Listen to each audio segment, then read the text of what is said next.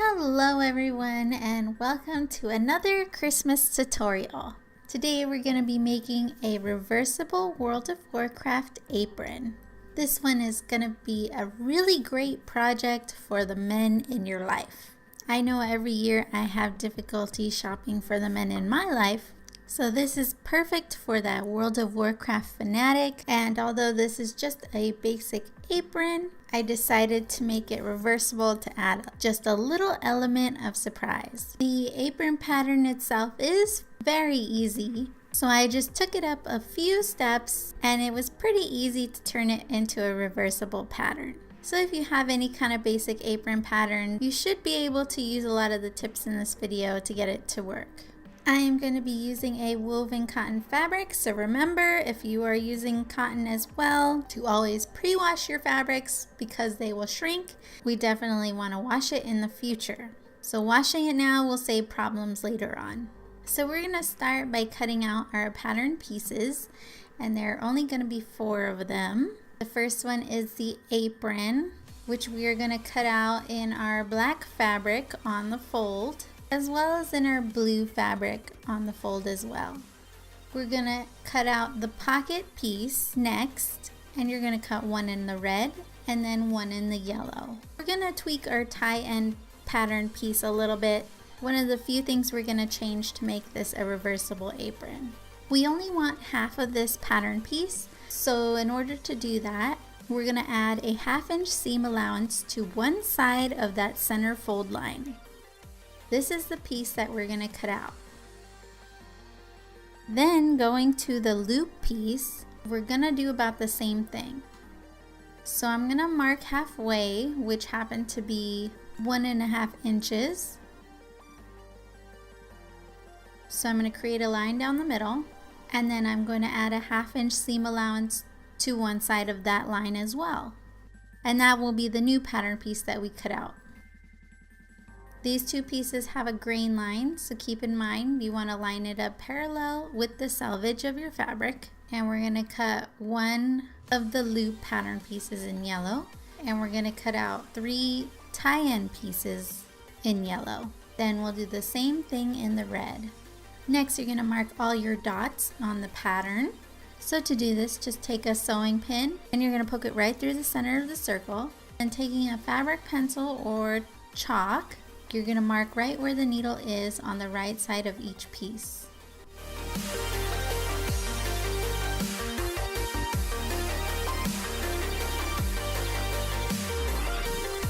The other things I'm going to mark are going to be the fold lines and the center front on my pocket and the apron pieces. Taking some heat and bond, I'm going to cut 2 8 by 11 inch pieces. These are going to be for our Horde and Alliance appliques. Starting with the red fabric, I'm going to lay one piece of my heat and bond with the little bumpy side face down. And I'm going to iron this down.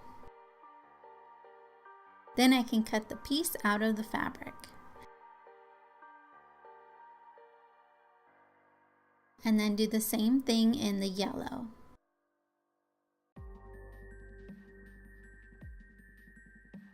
I have a silhouette cameo, so I use my machine to cut out the pattern, but I will leave these logos at the size that I used linked down below, so you can go ahead, just print it out. You don't need a die cut machine. You can easily trace these pieces out and cut them out yourself. So I'm going to start with my Horde logo. I'm going to take off the paper from the back of the piece that I cut. If you did this correctly, you should have a shiny film left on your fabric. I'm going to take my black apron piece and I'm going to center this with that center front line and line it out as best as I can till I'm happy with the placement. Then just iron this down so it stays in place. I'm going to measure out the 4 inches from the top so it lines up with the Horde logo that I place on the black apron. And this time I'm going to take off all of the paper to the pieces I want to iron down first, And then I'll line out the position and iron it down. That way only the pieces I want to stay will be stuck and I can peel off the rest. This is just to save myself from lining out each piece specifically. The last part with these appliques is we want to sew down the edges so that they're permanently attached. So going to my machine, I'm just going to choose a very small and tight zigzag stitch. And starting on the edge of your design, you want the needle to line up right at the edge of your applique. This will definitely take some time and patience and a lot of maneuvering.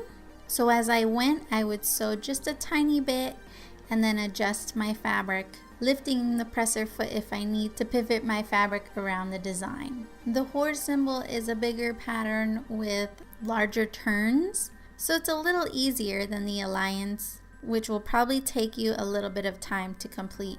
But it's definitely worth it in the end. That way you know that the appliques are not going to go anywhere no matter how many times you washed it. And here you can see a lot better how I was sewing right up onto the edge. This next part is optional. This is actually going to be a gift. So I'm going to embroider the guild name of this person's guild, since my machine also does simple letter embroidery. You can definitely hand sew something on though as well, but I thought it'd be a nice touch to personalize it. So before I start, I'm going to add a little piece of interfacing about the size that's going to be my name. Go ahead and iron on the interfacing, and then I'm just going to go ahead and embroider on the name. Taking our pocket piece with wrong side face up, we're going to fold over the top edge 1/4 inches and iron it down.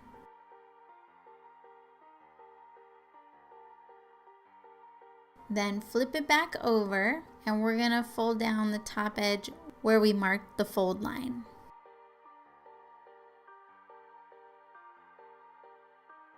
Here I accidentally ironed, but I would just pin the sides down. Then you're going to do the same thing to the yellow pocket. We're going to sew the edges of this fold down with a 1/2 inch seam allowance. I'm going to trim off some of this excess fabric in the corner, making sure not to cut past my thread. This will help the corners point out nicely.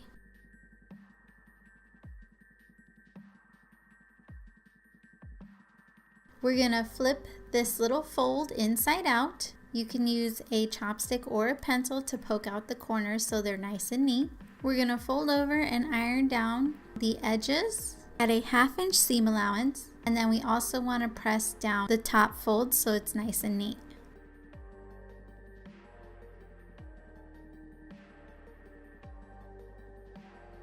Go ahead and do this with your yellow pocket as well. This next part I'm going to be using contrasting threads when I sew them down. So yellow I'm using blue and red I'm using black. We're going to sew down the bottom of that top fold with a 1/16 inch seam allowance. Taking your blue apron piece, you're going to line up your yellow pocket in between the dots that you've marked.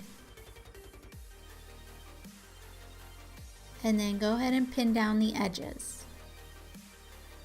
And then taking the black apron piece, we're going to line out the red pocket in between the dots that you've marked and pin this one down as well. I'm going to top stitch this down with a 1/16 inch seam allowance, and I will also sew straight down the middle of the pocket as well. Make sure to back stitch at the top of the pocket when you start and stop.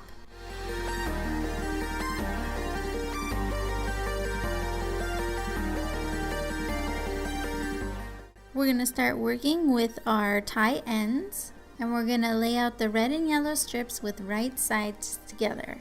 Make sure they're as even as you can get them.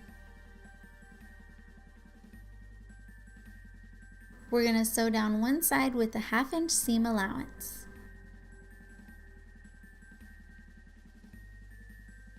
Then we're going to open up each piece and iron the seam allowance open.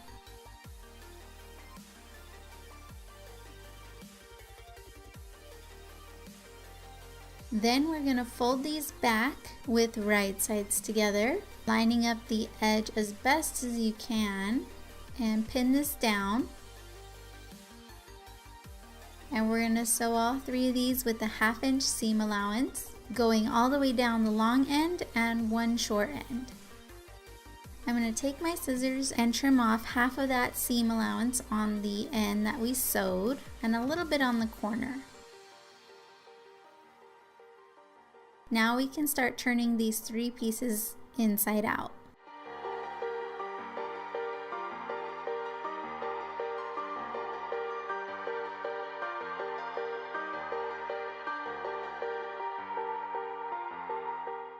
Taking each tie end, I'm going to take my time and make sure that the seams are laid out as neatly as I can. I want to make sure that if I turn it either side, I won't be able to see the red or the yellow from the opposite side. So I'm just going to start with a little section, and once I have it the way I want, I will iron it down to hold it in place. And I'm going to continue this all the way down and for the other 2 straps as well.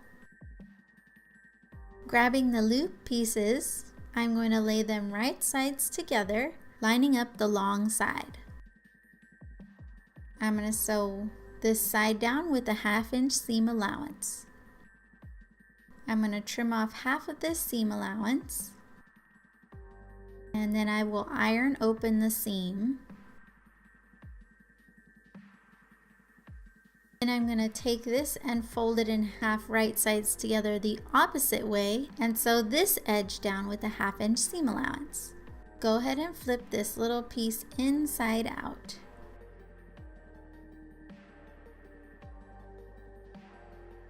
Lay this out nicely and make sure your seam is in the middle. And iron this down so it stays in place. And then I'm going to fold this in half with wrong sides together so the seam is hidden, and I will iron this in place as well. Go ahead and take your black apron piece and starting 5/8 inches below that top side edge, you're going to lay down one of your tie ends with right sides faced together. Go ahead and pin this down, and we'll do the same to the other side.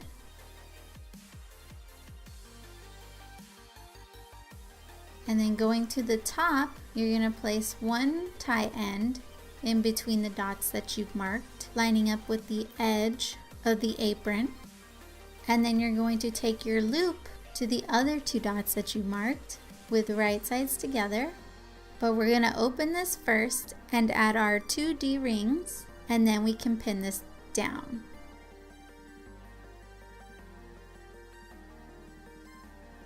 We're going to sew each of these on with the 1/2 inch seam allowance. Go ahead and grab your blue apron piece, and you're going to lay it right sides together with your black apron piece. Then go ahead and line up all your edges and pin them together.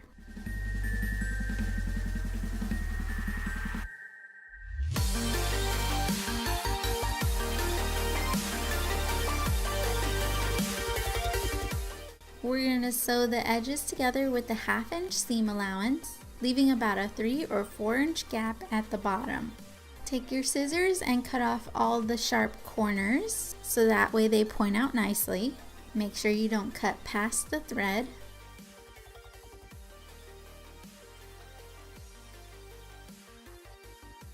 And then we'll turn our apron right side out. Once again, go ahead and use a chopstick or pencil to poke out your corners nice and neat.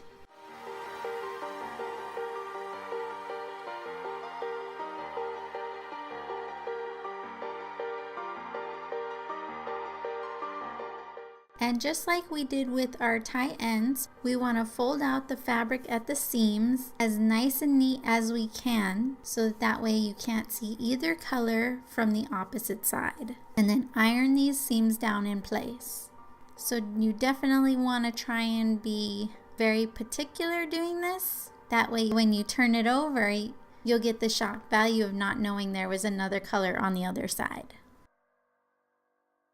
When you get to that bottom opening, you're just going to turn in the seam allowance, the 1/2 inch, and line them up as best as you can and iron it down.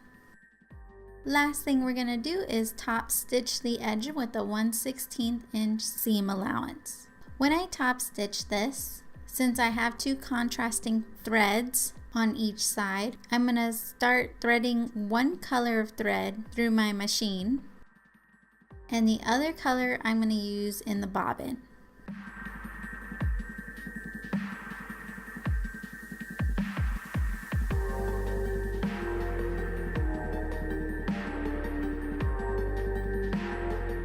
So I want to make sure I'm sewing with the blue on top, since the yellow thread is threaded through my machine. So as you can see, once I have a little bit sewn here, that I have the red thread on the black side, I have the yellow thread only on the blue side. And there you have your reversible apron for your World of Warcraft enthusiast. My husband is a big WoW player, and he was thoroughly impressed with this, as he should be. Happy wife, happy life. But in reality, he knew what I was doing but didn't realize it was done until I told him to turn it over. And once he saw that the other side was the complete opposite and you couldn't see the other, he was really surprised. But this is a good basic apron. It can go toward anybody you want to give it to. You can easily change up the theme and maybe do a Mario and Luigi or a Luna and Artemis. It's really up to you. The possibilities of this are truly endless. And this would be a really great Christmas present for those that love to be in the kitchen or by the grill. And embroidering anybody's name definitely makes it that extra special. It's a very easy pattern and you need limited supplies for this. So it's something you can definitely whip together quickly. I want to thank you all so much for watching. Please subscribe and hit the little bell to get the notifications when I upload. So I hope you really enjoyed this tutorial and I hope to see you all next time. Bye!